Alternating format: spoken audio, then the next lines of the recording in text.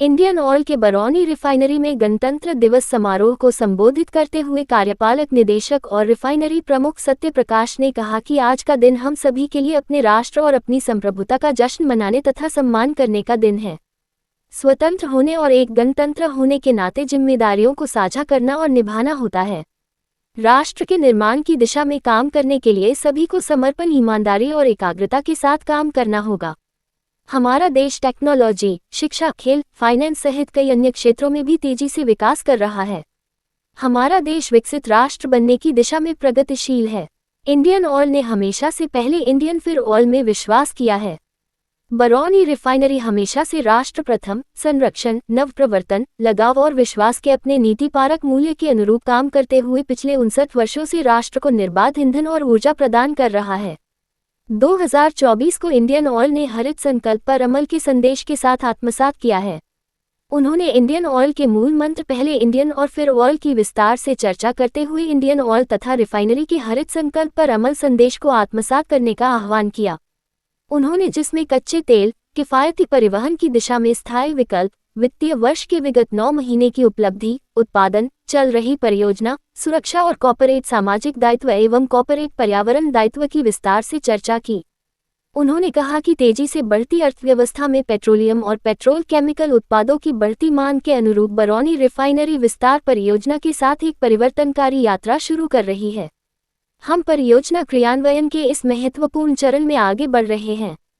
परियोजना के पर्याप्त आर्थिक और सामाजिक लाभों को अनलॉक करने के लिए लगातार प्रयास किया जा रहा है। उन्होंने कहा कि बरौनी रिफाइनरी की BR9 विस्तार परियोजना ने पॉलीप्रोपिलीन यूनिट पेट्रोकेमिकल में पर साइलो के सफल इंस्टॉलेशन के माध्यम से 16 जनवरी को एक मील का पत्थर हासिल किया है। पॉलीप्रोपिलीन यूनिट बरौनी रिफाइनरी ही नहीं, बिहार की पहली पेट्रोकेमिकल यूनिट है। इसके तहत पॉलीप्रोपिलीन के उत्पादन के लिए 220 KTPA क्षमता की इकाई स्थापित की जा रही है। PP की उपलब्धता से बिहार राज्य में एक नए युग की शुरुआत होगी। पॉलीमर से संबंधित डाउनस्ट्रीम उद्योगों को बढ़ावा मिलेगा और इस क्षेत्र में उद्यमियों और विक्रेताओं के लिए एक नए अवसर खुलेंगे। बरौनी रिफाइनरी में बीते वर्ष HBCPL क्रूड लाइन चालू किया गया। 2023 में ही हमने नई PHDPL LPG पाइपलाइन की भी शुरुआत कर दी है। उन्होंने कहा कि चालू वित्तीय वर्ष में दिसंबर तक बरौनी रिफाइनरी ने परिचालन से राजस्व में 29,845 करोड़ रुपए की वृद्धि दर्ज की है। इस दौरान कुल लाभ 2,652 करोड़ है। अप्रैल से दिसंबर तक $1,602 BBL का GRM हासिल किया, जो उत्तर पूर्व रिफाइनरियों को छोड़कर इंडियन ऑयल की रिफाइनरी में सबसे अधिक है। इस अवसर पर CISF सहित 8 प्लाटून परेड में शामिल हुए। राम मंदिर और इंडियन ऑयल के हरित संकल्प की भी झांकी निकाली गई। वहीं CISF के डॉग स्क्वाड टीम ने आतंकी गतिविधि से संबंधित भारत की सुरक्षा प्रणाली का प्रदर्शन किया। डॉग स्क्वाड का ये प्रदर्शन रिफाइनरी में आयोजित समारोह का मुख्य आकर्षण रहा। बेगूसराय जिले से अंशु कुमार की रिपोर्ट। स्वतंत्र होने और गणतंत्र होने के नाते ऐसी जिम्मेदारियां आती हैं जिन्हें हम सभी को साझा करना होता है। अपने राष्ट्र के निर्माण की दिशा में काम करने के लिए हम सभी को समर्पण, ईमानदारी और एकाग्रता के साथ काम करना होगा।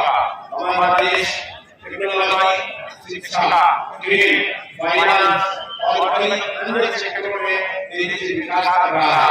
हमारा देश विकसित राष्ट्र बनने की दिशा में प्रगतिशील है। IOCL ने हमेशा पहले इंडियन और फिर ऑयल में विश्वास किया है।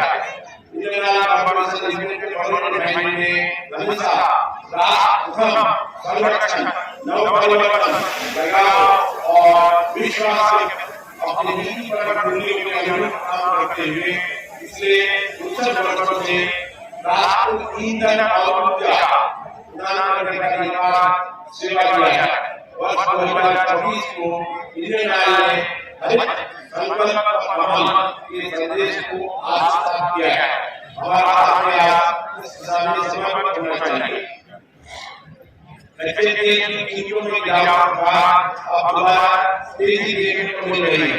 कच्चे तेल की कीमतों में अंतर्राष्ट्रीय बाजार में उछाल देखा जा रहा है।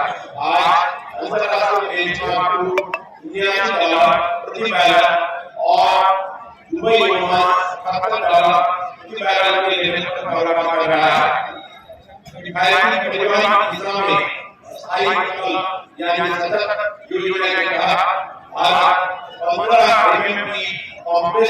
गैस उत्पादन करने की योजना बना रहा है। इसके अलावा भारत का लक्ष्य 2030 तक 500 गीगावाट गैर जीवाश्म यानी नॉन फॉसिल ईंधन ऊर्जा क्षमता स्थापित करना है और अपनी ऊर्जा आवश्यकता का 50% नवीकरणीय स्रोतों से प्राप्त करना है। देश में हरित परिवर्तन को आगे बढ़ाते हुए लगातार अपने उत्पादन के लिए हरित राष्ट्रीय तलाश कर रहा है, जिसमें XP95, XP100, extra green, extra तेज और नैनो एलपीजी एवं सर्व रफ्तार और सर्व ग्रीन पाइप जैसे लुब्रिकेंट शामिल है। हम 2030 तक पुनः गैसीय एलएनजी, आरएनजी का भाग में अपनी हिस्सा बढ़ाकर 40% तक करने के साथ समकालीन ईंधन के रूप में प्राकृतिक गैस का भी उपयोग करेंगे।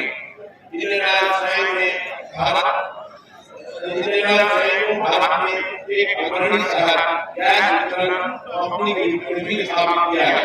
इंडियन ने अप्रैल दिसंबर 2023 की अवधि में परिचालन से राजस्व 6,40,470 करोड़ दर्ज किया है, जबकि पिछले वित्तीय वर्ष में इसी अवधि में यह आंकड़े 7,08,461 करोड़ था।